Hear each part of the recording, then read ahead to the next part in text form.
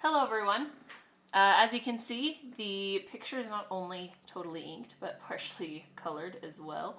I was in the middle of making the watercoloring video and my camera malfunctioned, and then after like a whole string of technological difficulties, here we are making a completely different video because, yeah, that one was unsalvageable. If there's a technological problem in this one, I don't know. Maybe you guys will never see the finishing of this painting. I don't know. But I guess I'll dive kind of right in. To the side where you can't see, I have my totally nasty watercoloring palette that is a giant mess. But there's really like no point in cleaning stuff like that because it just gets dirty the next time you use it. As you can see, the colors are pretty garish on this. They're very bright. I'm going to be toning down the colors with this go around and adding shadows and kind of deepening all of it. That's a little stronger than I want. Sorry you can't like see me mixing the paint. I like to start out lighter than what I intend the colors to actually be, because you can always come in and darken paint with watercolor, but it's really hard to go back in and lighten something up. You can to an extent, but for the most part, watercolor is pretty unforgiving. Once you put something down, it's down, it's gonna stay. It's not like oil painting where you can cover it all up and start again. Watercoloring is a lot more risky.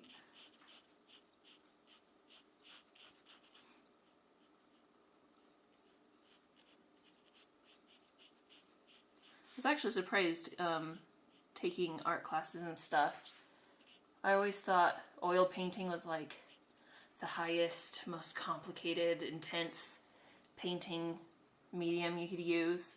But when I finally took an oil painting class, I was just so intimidated by it. I actually found out it was really easy and it's really forgiving. It's just kind of expensive and you gotta kind of figure out how to use it. And watercoloring, which I'd always thought was like the easy, cheap painting, is actually really difficult. But it is a little bit easier to get into watercoloring. It is definitely cheaper than buying everything for oil paints.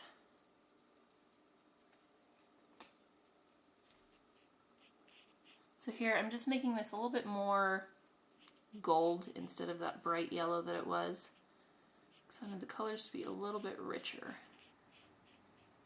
I'm not even like shading or anything yet, I'm just getting the colors to where I want, because before you start putting them down, you're not really sure what you want. It is good to have an idea and a layout of what colors you want to go where, but sometimes it is a gamble of what you want exactly.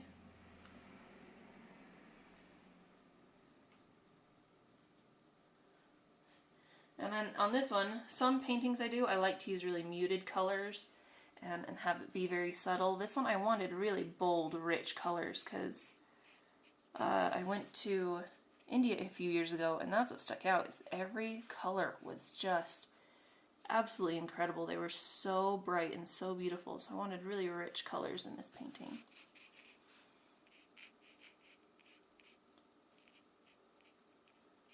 I have to be careful. I don't know if you can see it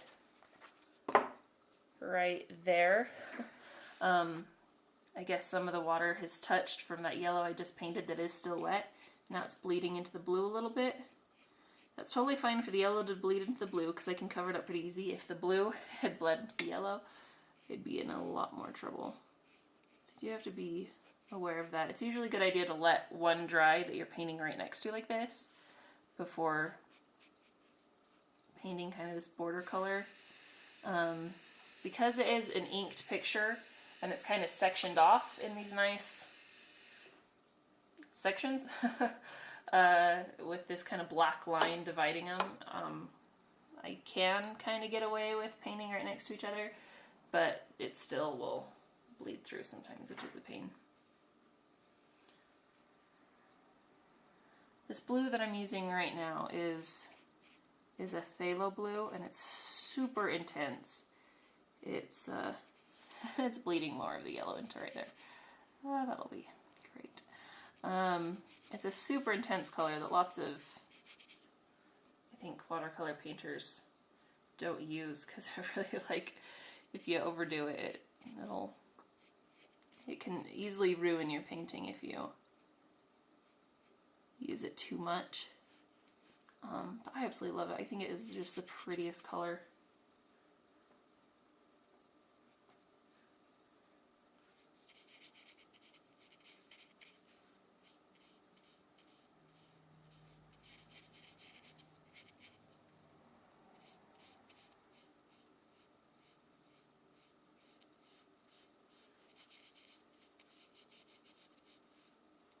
When watercoloring, you always want to make sure that you're using enough water on your brush.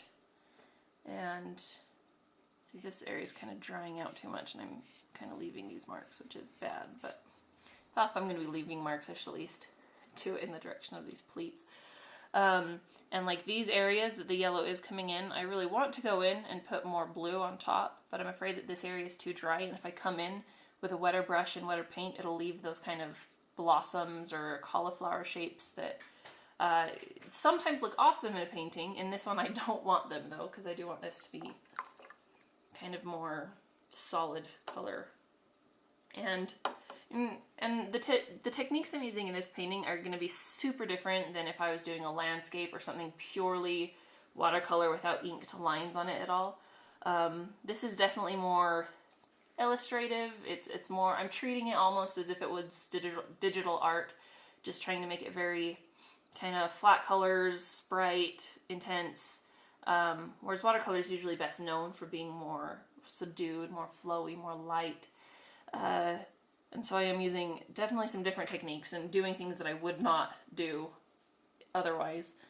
But yeah, so it takes a while getting used to how wet you want the paint, how wet you want the brush, when to sit and fiddle with it, and when to just stop touching it and let it dry and then go in and fix it, which honestly is the hardest thing for me because I want to go in and like fix it right then. I got really used to oil painting where you can just go in and mess with it because it doesn't dry for so long. Sorry, I have a little bit of a cold, so sorry about that. But yeah, watercolor is hard for me to just let go and let it dry and try again because yeah, it's definitely not oil paint. It's a completely different thing. Come in over here and move this. Change this yellow a little bit.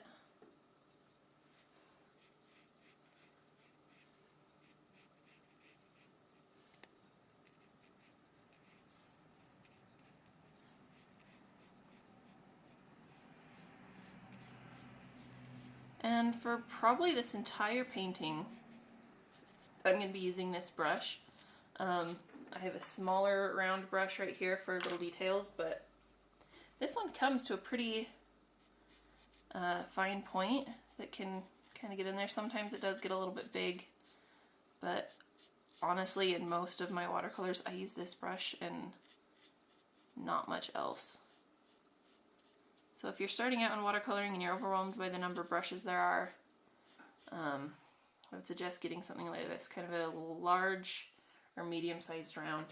I also have this brush that's flat and wide. This one's really good for big washes or glazes or something. But you really don't need that many brushes, especially starting out. Someday I'll maybe buy more, but so far just those three have been really, really awesome. If I do bigger pieces, it would definitely help to have bigger brushes.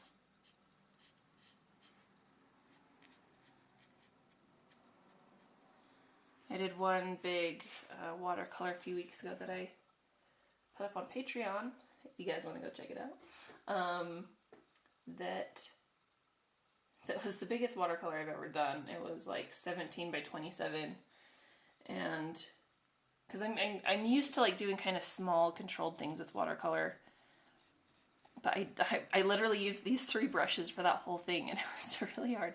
And I think I used a sponge to kind of get a lot of the washes and stuff, because yeah, it was just huge, and I did not have the supplies for a painting that big. But it was a commission for somebody, and so you kind of just gotta make do if somebody's paying you. I'll lift some of this up. It's a little bit darker than everything else, so I might go and darken everything else. Or I might just lighten this up. If you dry out your brush and then go, you can lift up the paint if it is still wet. And if it is something dry, like over here, which I think is like mostly dry, and you want to lift up some of that paint, you can get just clean water in your brush and rub it and then dab it with your paper towel, and that'll lift up as well. It won't make it white again, but it'll lighten up the paint. Let's see. I can color her shoe.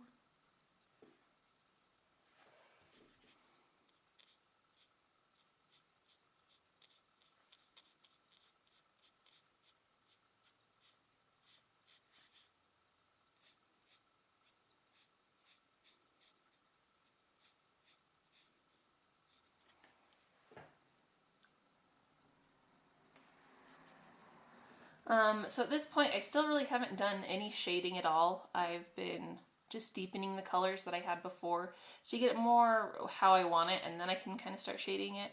I want this to dry completely before I go and fix that yellow that came in. Maybe I'll add some color to her face. I love in painting to add kind of a little bit of blush on cheeks. And so I get the area just kind of wet, and then I kind of get a little bit of the red color that I want. It's not like too overpowering and strong. And then just kind of drop it in.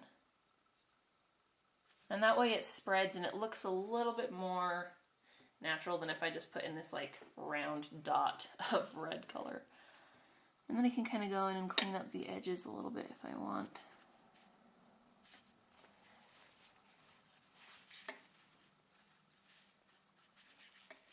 Sometimes it spreads further than you want. Kind of fiddle with it a little bit. It's really subtle, but I think I might like it just like that.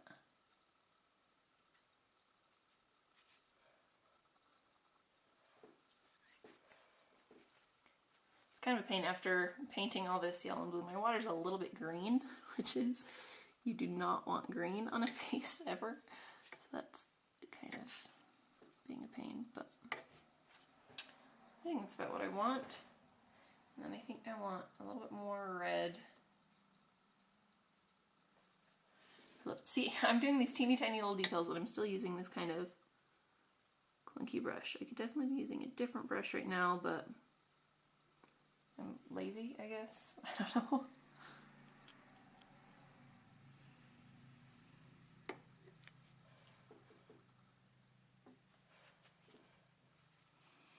And in doing faces, the bottom lip is usually a little bit lighter than the top lip. So I'll go in and lift just a teeny bit of that paint up. It really, like, you can't see it at all. I just realized. It's really just super, super subtle little things, but I like to put them in. I guess if this is dry, I can kind of add in that blue border. I think for this I actually will switch to the smaller brush. Just because if I get any blue in that yellow, I'll be pretty sad about that.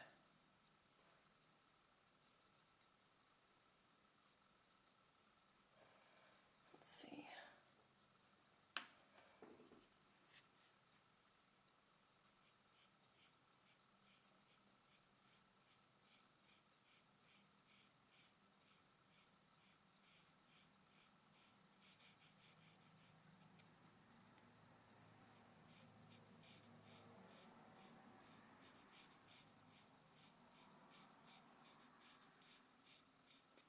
I have to take this a little bit slower because the ink line dividing the border from the rest of the yellow is very thin, so I really don't have any margin for error at all.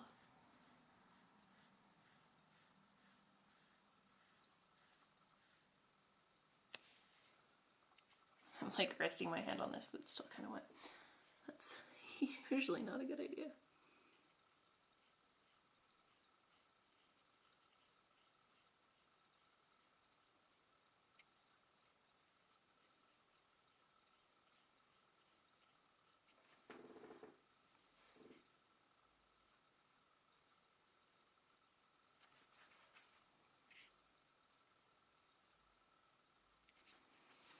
Okay. Later I might go in and add kind of some design in here. I'm not really sure, it's kind of plain. In the other video I did show how I did kind of this very light blue wash here, which it maybe just looks white in the video. And then I just dropped in the yellow for the butterflies because I didn't want to have to color in blue all around them. But since they are just kind of these kind of fuzzy circles of yellow, I think I'm going to come in, my water's like too greenish, and it's like muddying up my yellow, with a stronger yellow and defining some of these edges. Ew, that's really muddy. It's a good thing to clean out your water every now and then, so you're not ruining some of your other paints. That the yellow gets ruined by other colors pretty easy.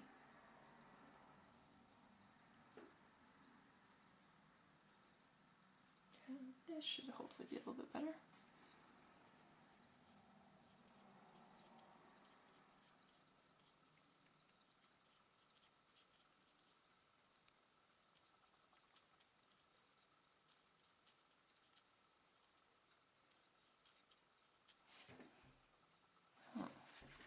A little bit, it's not quite the color that I want.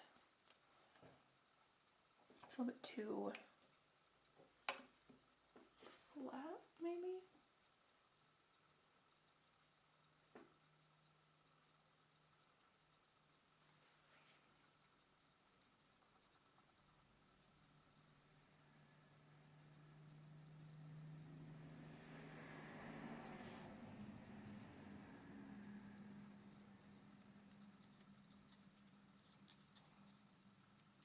Anyway, so when I paint, I clearly don't have it like all figured out. There's a lot of stuff that you kind of roll with as you paint, you change up, you fix, you know, things happen that you don't anticipate, and I guess I can go in and probably fix that now before I finish up the video, but you just kind of roll with it. Watercolor, you kind of have to take the challenges as they come and do your best to fix them. But it's fun. You get kind of unanticipated happy accidents, to quote Bob Ross. Oh, that yellow's still shining through, so I'll do something to fix that. But